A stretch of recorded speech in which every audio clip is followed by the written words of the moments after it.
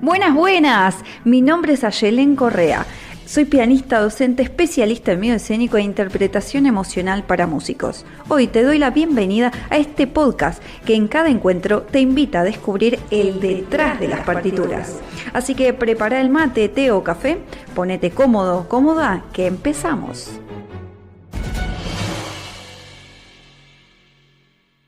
Buenas, ¿cómo andan? Nos encontramos una vez más en este espacio para hablar de todos los temas que nos convocan a los músicos y a la vida del artista. Hoy vamos a estar compartiendo este espacio con Elena, una grande del alto desempeño para músicos y también flautista. La idea es poder compartir con ustedes herramientas sobre estrategia y mentalidad en el quehacer musical. La idea también es abordar muchos de los temas que vemos también en este espacio, en esta comunidad, que son varios como la emocionalidad, qué nos sucede en el escenario, cómo hay que trabajar en el detrás de escena para lograr grandes objetivos, grandes metas y lograr en el mientras tanto disfrutar. Bienvenida, Ele, ¿cómo estamos? Muchas gracias, muy bien, encantada de pasar este ratito contigo y los que se vayan sumando, así que muy feliz. Ele, contanos qué haces, cómo ayudás en la vida al músico, al artista, cómo es esta cuestión del alto desempeño. Bueno, para los que no me conozcáis, soy Elena Muerta, soy flautista y pedagoga, especialista en alto desempeño para músicos, como ha dicho ayer. ¿Y a qué me dedico? Pues me dedico a ayudar a músicos a lograr esa confianza que necesitan en momentos de presión, como puede ser un concierto, una audición de orquesta, un examen, un recital. Porque esto lo vamos a hacer siempre a través de una preparación estratégica abordada desde diferentes ángulos. Por un lado, la parte técnico-instrumental y musical. Y además vamos a trabajar el aspecto mental y el emocional, para que de una vez por todas se deje atrás esas frustraciones y esas inseguridades que nos provoca ver cómo en el momento más importante, que es en el que subimos al escenario a compartir con el público, vemos como nuestro nivel decae, ¿vale? Y nuestras habilidades se resienten. Entonces, esa es mi manera de ayudar a los músicos a través del alto desempeño. Brava, bravísima. Te abrazamos porque justamente es esto, ¿no? Empezar a decodificar las aristas que trabajamos, que tenemos que empezar a desarrollar, y para arrancar, hay gente que se mezcla un poco con estos conceptos del alto rendimiento y el alto desempeño.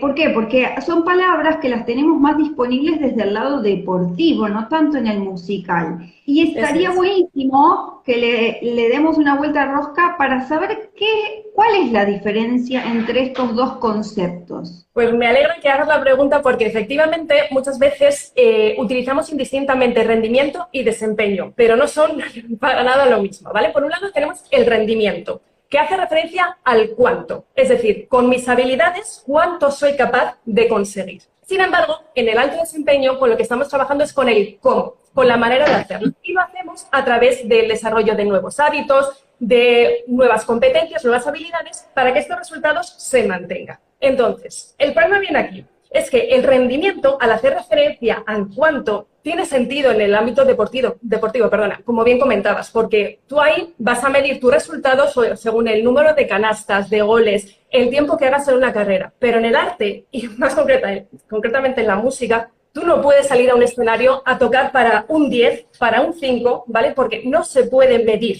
¿vale? Entonces, ahí está la principal diferencia y por eso yo siempre hago mucho hincapié que yo voy a tener en cuenta el rendimiento para medir herramientas, para medir mi planificación, pero nunca para medir mi desempeño ni cómo yo lo hago en el escenario, ¿vale? Entonces, siempre, por eso, me gusta que me hagas esta pregunta porque hay que conocer la diferencia entre estos dos términos porque si yo hablo de rendimiento, me estoy metiendo una presión extra, me estoy metiendo una presión añadida y si yo no lo consigo, ahí es cuando vienen esas frustraciones. Y ahí es donde tenemos un montón de gente tratando de resolver el miedo escénico por detrás y diciendo, me tiembla la mano, no logro hacer cosas, y porque hay un montón de cuestiones, capas, digamos, que hay que trabajarlas y hay que poder abordarlas. Y justamente es súper importante lograr entender estas dos cuestiones, que, digamos, vos abordás justamente la especialidad que nos ayuda a comprender de base toda la cuestión técnica, emocional, de desarrollo, de estrategia,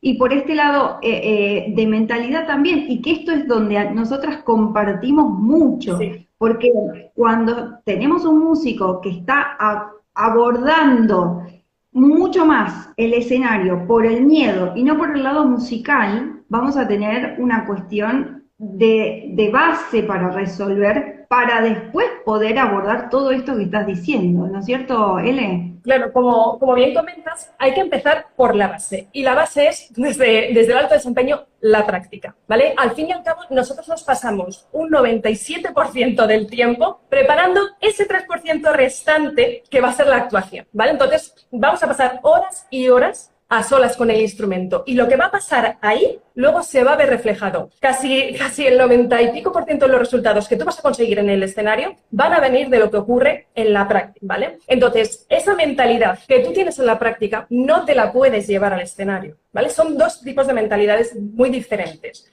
Y yo siempre, una de las cosas que comento mucho es que no nos enseñan a estudiar, ¿vale? Nos dicen, sí, tienes que practicar esto más lento o tienes que repetirlo X veces.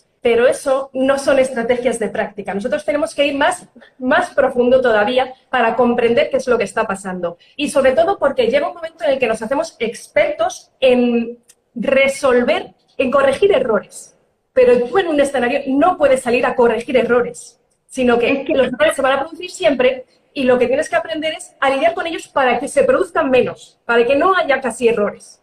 Y si no pasa esto que de tanto repetir el mismo pasaje de la misma forma, uno estudia el error en vez de estudiar el pasaje directamente. Y eso genera como un bucle de frustración, de desgano, de hartazgo, de desmotivación, un bucle tremendo que obviamente va a desencadenar en no querer tocar o tocar por obligación, o sentir un miedo abrumador en el escenario donde no queremos estar. Ahora, ¿cómo podemos lograr nuestra capacidad de mejora con el instrumento, Ele? A ver, es que yo hago diferencia entre practicar para desarrollar habilidades, ¿vale? Trabajar el repertorio y las habilidades técnicas que me exige ese repertorio y luego practicar para que esas habilidades aguanten la presión de estar en el escenario. Y son dos tipos de práctica diferente, ¿vale? Entonces tú seguramente a través de tus mentorías hagas más referencia al aguante de esa presión para que no se te desmorone el castillo cuando más lo necesitas. Entonces yo también trabajo eso, pero lo hago siempre desde la práctica, ¿vale? Con herramientas que tú vas a utilizar en tu día a día, obviamente, y con maneras de enfocar, porque al fin y al cabo eso es el desempeño, nuevas maneras de hacer la cosa para que esa preparación que tú tengas llegue al día y se mantenga. Es decir, que no consigas un resultado hoy, ¿vale? Que tu mente hoy esté tranquila, pero mañana no te funcionen esas herramientas, que es algo que me he encontrado muchísimo. De gente que dice, he hecho un curso tal, pero llega el momento de la actuación y no sé por qué me fallan las herramientas. Pues te falla, amigo mío o amiga mía, porque no has hecho un hábito esa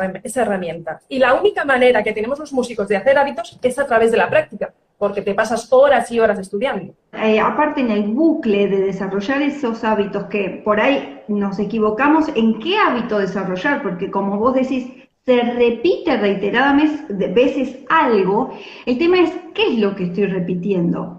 Ponerme a pensar y analizar cuál es el hábito equivocado, entre comillas, ¿no? Porque es lo que podemos hacer en ese momento, son las habilidades que tenemos hasta ese momento, pero con la ayuda, digo, en mi caso con las mentorías, vos con los acompañamientos y las asesorías, nosotros hacemos justamente el apalancamiento del análisis que necesita esa persona para ver cuál es el hábito erróneo que adquirió y poder reeducar y sacar el hábito que no nos ayudó y incorporar un hábito que nos dé el aliento para ir hacia adelante con esos objetivos. Y ahora te lo pongo en bucle también, ¿por qué a veces no logramos esos objetivos? Recién hablábamos de los hábitos y apenitas hablamos por arriba del tema mentalidad. ¿Qué nos pasa con esta parte?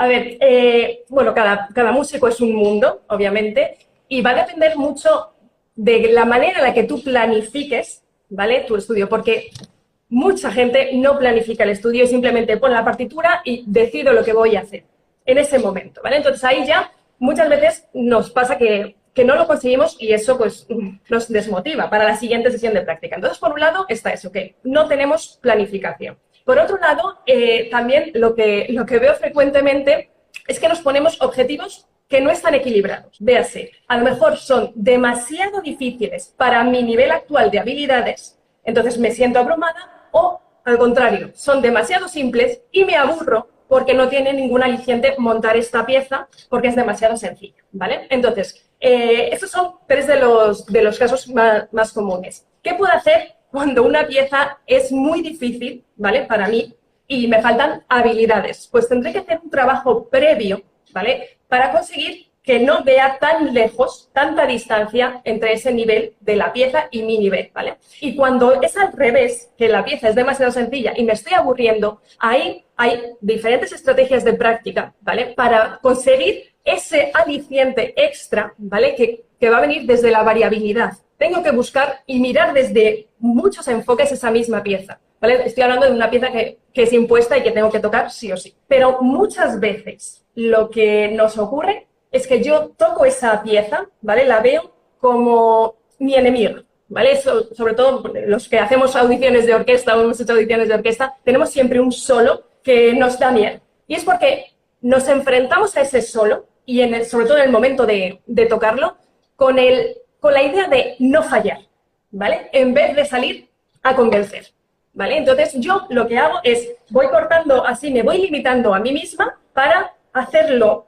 perfecto, ¿vale? Lo perfecto, todo lo que yo pueda, pero eso me bloquea. Sin embargo, yo debería salir vale, este solo tiene esto que no me sale, perfecto, pero tiene esto que sí, y yo sé que este es mi punto fuerte, voy a jugar esta baza. Entonces, es enfocar las piezas de otra manera completamente diferente, junto luego, obviamente, también otros factores como sería entrenar la atención, ¿vale? La concentración en esos momentos de tocar y también, súper importante, el trabajo ese que vamos a hacer, tanto de la mentalidad de práctica como de actuación, que es que no tienen nada que ver. Sí, y ahí ganando sobre los puntos fuertes y los puntos, entre comillas, débiles, también pensar qué es lo que quiero transmitir, porque digo, tenemos un tribunal, tenemos un público, tenemos X, exámenes, audiciones, tantas cuestiones que si yo también, ¿no? Porque por eso digo que nos complementamos tanto entre el quehacer tuyo, L, y el mío, porque justamente desde el lado emocional, que es lo que proponemos, ¿no? Al final, porque si no tenemos esto resuelto, que dice Elena, todo esto que también se trabaja en las mentorías, en los espacios también grupales, de pensar la obra desde la emocionalidad, qué es lo que quiero transmitir, qué es lo que quiero compartir, por qué elegí esta obra. Si en el caso, como dice Ele, no la podemos elegir, bueno, aunque sea poder ahondar desde mi ser musical, ¿qué es lo que yo quiero compartir con ese público? Además de un objetivo es no equivocarme, pero si incluso le damos un poquito la vuelta y lo miro desde qué es lo que yo quiero transmitir, todo esto va a ayudar y va a complementar todo este trabajo que hacen con vos, Ele, justamente, y no verlo desde una mirada como un instrumentista mecánico y solamente reproductor de sonido, sino de un co-creador de la obra que estamos abordando. Estamos recreando nuevamente con nuestra mirada esa obra que vamos a interpretar, con nuestra mirada emocional, musical e interpretativa, que con todo este trabajo que está por detrás, ¿no es cierto? Sí. Y decime, dale. Sí, uno de los focos en los que yo siempre les digo a mis músicos del programa, cuando tú veas que un pasaje se te resiste, cuenta una historia. Cuenta una historia. Pon tu foco en contar esa historia y verás qué pasa. Y la mayoría de las veces, cuando ya tenemos una base, ¿vale? Es decir, cuando ya está integrado el pasaje, la obra, a nivel muscular, cuando tú estás contando la historia y no estás tan pendiente de que viene lo difícil o esto no me sale, la magia fluye, ¿vale? Y cuando hablo de la magia fluye, es que de repente sale. Y es porque yo estoy concentrada en transmitir y no tanto en dar ese pasaje perfecto, ¿vale? Porque cuando yo intento controlar es cuando menos controlado sale. Entonces, Si cambio el chip y me centro eso, en transmitir, en comunicar, y no tiene que ser necesariamente lo que el compositor quería comunicar, ¿vale? Puede ser la historia que tú crees, pero que vivas los personajes, que vayas contando lo que va pasando. Es decir, que la música cobre sentido y tenga vida. Ahí, técnicamente, de repente, mejora todo. Entonces, es fundamental tener el foco también ahí, mucho antes que es en los errores, en no cometer errores, porque los errores siempre van a estar. La clave está en, cuando se cometan, saber recuperarse. Y me haces acordar una anécdota que tengo de una alumna adulta, ¿no? Con una carrera, con una visión, con un trabajo pedagógico, profesional, como docente, que estaba haciendo toda esta review, digamos, de analizarse, de verse, y cuando charlamos, cómo estudiamos, cómo abordamos las obras, el contar la historia, el contar desde un lado emocional, me acuerdo, y no fue la única, fueron unos cuantos, pero aparte profesores, profesoras, repito, con una amplia carrera detrás, que me decían, esto es la primera vez que escucho desde esta mirada interpretar la música. Qué complejo, ¿no? Porque a veces pensamos que llegamos a un punto y ya terminamos de aprender todo, y en realidad la vida del músico no se termina. Eso es lo lindo y lo maravilloso que tenemos, que siempre algo nuevo vamos a seguir aprendiendo y seguir incorporando. Y acá es donde por ahí pienso y analizo esta cuestión de la experiencia, la practicidad y el rendimiento en escena. Cómo poder hilvanarlo y cómo poder llegar en el camino a alcanzar realmente el disfrute, ¿no? Que nos pasa que nos quedamos a la mitad, estudiamos toda nuestra formación, tenemos los exámenes, tenemos los concursos, tenemos todo esto y nos quedamos ahí. Pasamos todo el miedo, toda la ansiedad, todo el hartazgo, y llegamos a un punto en que no sabemos cómo darle la vuelta a la cuestión y lograr ese placer. Es tener en cuenta que tenemos que buscar la balanza entre todo el rendimiento, el desempeño y todas las cuestiones musicales y el disfrute. ¿Cómo lo ves, Ele? ¿Esto pasa? ¿Es muy normal? ¿Cómo lo ves vos en tu día a día? A ver, yo lo que me he encontrado, ¿vale? Es que la gente asocia a practicar con aburrimiento, repetición, algo tedioso, ¿vale? Rutinario. Y luego pretenden disfrutar en el escenario, ¿vale? Que es muy lícito y es así, es decir, que está perfecto. El problema está en la diferencia entre practicar y tocar, ¿vale? Si yo siempre en mis horas de estudio practico, y de la misma manera, porque no nos han enseñado en el conservatorio, al menos a mí nunca me enseñaron diferentes estrategias de práctica, yo siempre voy a enfocarlo de la misma manera y llega un momento, pues eso, que me aburro de preparar siempre lo mismo, ¿vale? Por ejemplo, el año del recital a lo mejor estás mucho más tiempo con las mismas obras, pues normal que te aburras. Pero y yo lo hago así, pretendo justo en el escenario salir a disfrutar cuando tengo el componente presión de por medio, mirada externa, entonces es difícil, ¿vale? Para ello, para lograr ese disfrute, ¿vale? Que va a depender de muchos factores, ¿vale? Y cada uno, cada músico tiene los suyos, ¿vale? Lo que yo tengo que hacer es que, al igual que en la práctica he entrenado ese repertorio, tengo que entrenar la gestión de la presión. Pero dentro del estudio, por un lado, vas a ver que la práctica de repente es más entretenida, porque estás metiendo cosas nuevas, no vas a estar tocando una vez más la obra. Y segundo, para que ya estés tan habituado a la presión que el día del concierto ya sea algo, una situación tan normal que te puedas centrar en la experiencia que estás teniendo, ¿vale? Pero también eso va a pasar, aparte de por un aprendizaje a gestionar la presión, por un trabajo de mentalidad y de atención. Sí, y me haces acordar una anécdota que había un compositor, no me acuerdo el nombre ahora, que practicaba con maniquíes en su habitación para hacer de práctica del escenario y del público y demás. Esto es elemental y creo que son contados con los dedos los alumnos que vienen o los profesores que vienen con estas cuestiones ya normalizadas. No es que solo estudio y después así como de la nada voy y me subo al escenario. No, tiene que haber escenas previas donde podamos hacer la práctica del público, la práctica del momento, la práctica del escenario. Nosotras que en la gran mayoría que usamos tacos o elegimos no usar tacos o usamos otro calce, qué importante esta cuestión, porque no es lo mismo, en mi caso como pianista, bajar los 3 pedales del piano descalza, con zapatilla o con taco de 7 centímetros. Digo, todas estas cuestiones que parecen súper volátiles o como que no son importantes, después en escena son elementales. ¿Vos cómo Eso. sugerís esta práctica, por ejemplo? A ver, hay que hacerlo, además, para ir acostumbrándose a la presión poquito a poco, ¿vale? Porque no podemos pasar de 0 a 100 y pretender que no pase nada, ¿vale? Las condiciones que yo me voy a encontrar en el momento concierto son muy diferentes de las que yo tengo en mi casa. Entonces, bueno, voy habituándome con esa práctica y ese tipo de pases que hago anteriormente, ¿vale? Pero, sobre todo, tengo que estar preparada dentro de una preparación estratégica, valga la redundancia, para no solo lo que voy a hacer en el escenario, sino lo que puede que tenga que hacer. Porque en un escenario, en una actuación, hay muchos imprevistos y yo tengo que tener una respuesta previa elaborada para que no vengan sorpresas, ¿vale? Y eso obviamente me va a dar seguridad, porque para todo el abanico de inconvenientes y de imprevistos que puedan surgir, yo sé qué voy a hacer, ¿vale? Entonces, pongo un ejemplo.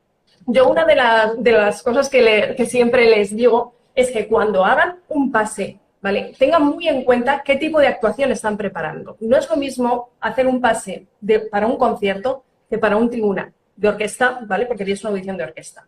Y tú te puedes encontrar un tribunal maravilloso, pero también te puedes encontrar un tribunal pues que está distraído, que le suena el teléfono, que está hablando, que está tomando notas. Y todo eso, si yo no estoy preparada, me puede sacar de la audición. O simplemente escuchar a otro músico tocando fuera. Eso es una de las cosas que más me saca de la audición y de la concentración. Entonces, yo tengo que estar preparada para todo eso o que entre alguien en medio de mi prueba, ¿vale? Y eso, como te digo, hay que practicarlo. Entonces, hay que sentarse un momento y decir, vale, ¿cuáles son las situaciones que se pueden dar? Puedo perder el tren. Es decir, me voy a ir a mi examen, a mi concierto en tren y llego y no tengo tiempo de calentar. No pasa nada porque yo ya sé qué tengo que hacer en esa situación y lo he entrenado durante semanas, ¿vale? Pero si yo no tengo esto ya pensado con anterioridad, en ese momento, además de la adrenalina de tener que exponerme, me va a añadir mucha más presión y muchas veces tiro la toalla desde antes de haber empezado, ¿vale? Porque no sé cómo manejarme ante esa presión añadida, ¿vale? Entonces, yo siempre recomiendo eso, que hay que prepararse para todo, no solo para la parte instrumental.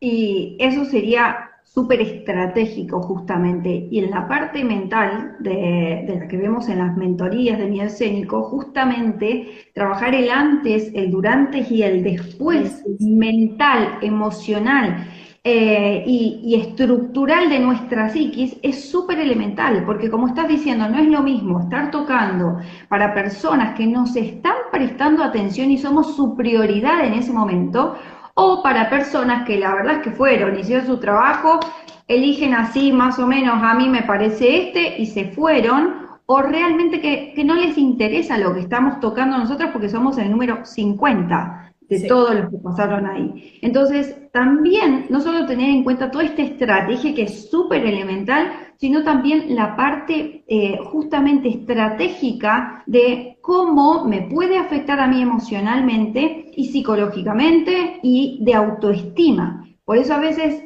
este anclaje que vos estás diciendo, tener herramientas de anclaje para sostener mi eje estructural, ¿no? De la estrategia, el objetivo y la mentalidad, que es primordial, porque si se cae eso, estamos así, nos pasemos chiquitos porque no nos están prestando atención o creemos que no les importa. Todo esto después va a abordar y afectar nuestra autoestima como músicos. Y eso, por ende, obviamente, va a afectar nuestro rendimiento, nuestro desempeño y nuestra realidad musical, ¿no? Así es. De hecho, siempre lo comento, para mí, ¿vale?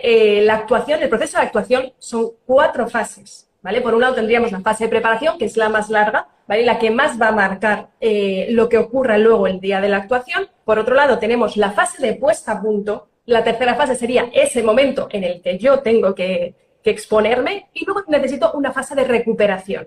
Y en esas 4 fases, la relación que yo voy a tener con el instrumento, es decir, la práctica, va a ser diferente. Y el trabajo mental que yo tengo que hacer en cada uno de esos momentos, también. Yo no puedo estudiar igual un mes antes que una semana antes de la audición, el recital o lo que sea. Pero es que no puedo hacer lo mismo el mismo día que tengo que tocar. Y cuando ya ha pasado todo, ahí no puedo pretender borrón y cuenta nueva y ponerme a tocar al mismo nivel que estaba, porque necesito readaptarme. Primero necesito descansar del esfuerzo que he hecho, pero a nivel mental necesito una recuperación también. Entonces, ahí, tanto a nivel mental, emocional, como ya la parte más física, técnica, necesito hacer cosas diferentes. Y eso es estrategia. Estrategia no es únicamente fijarme unos objetivos, es que esos objetivos van a depender de muchos factores. Y hay que tenerlos todos en cuenta, claro.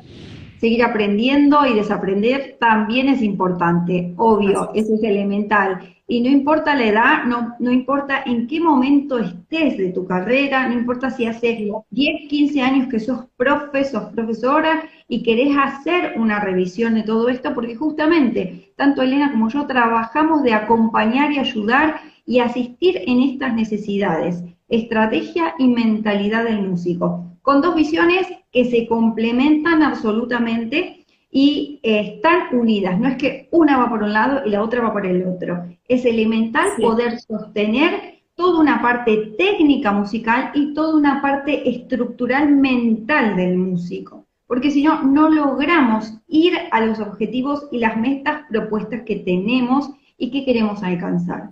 Sí, con el hilo conductor, que es el disfrute también, porque si no nos olvidamos de ahí y ahí caemos en el hartazgo, en el desgano, y me parece súper elemental no olvidarnos de esa parte. Sí, Ele. Sí, yo quería añadir que, por ejemplo, yo trabajo la gestión de la presión y de los nervios, ¿vale? Pero me he encontrado muchos músicos que confunden el tener nervios, ¿vale? Esa excitación, esa activación con el miedo escénico, ¿vale? Entonces, la activación que yo necesito si quiero tocar a un alto desempeño, yo necesito cierto nivel de energía, ¿vale? Porque igual que siempre les pregunto a mis músicos, ¿tú has tenido alguna actuación en la que, estando nervioso, hayas podido tocar bien, a un buen nivel y hayas disfrutado? Y todos me dicen, sí, alguna tengo. Y también les suelo preguntar, ¿y tienes alguna en la que has tocado tranquilo y haya sido una actuación que ni fu ni fa? Y también encuentran. Entonces ahí lo que nos está diciendo es que la respuesta no es eliminar completamente los nervios, ¿vale? Pero el problema viene cuando esos nervios ya nos bloquean, que ahí es cuando hay que dejar el trabajo a psicólogos, a especialistas en miedo escénico, ¿vale? Entonces sí que me parece importante recalcar eso, ¿vale? Que no se puede confundir el tener nervios o el esperar estar completamente tranquilo, y si yo no estoy tranquila el día del concierto es porque tengo miedo escénico, ¿vale? El miedo escénico, pues eso, va a dar lugar, que te voy a contar yo a ti, que tú eres la especialista, a muchos factores, pues eso, a los bloqueos, a la incapacidad de presentarse al concierto, ¿vale? Y eso ya necesita alguien que trabaje en eso. Tal cual, y vamos a hacer la gran puesta acá, clarísimo. El miedo no se saca, el miedo es parte de las emociones básicas de nuestras como seres humanos.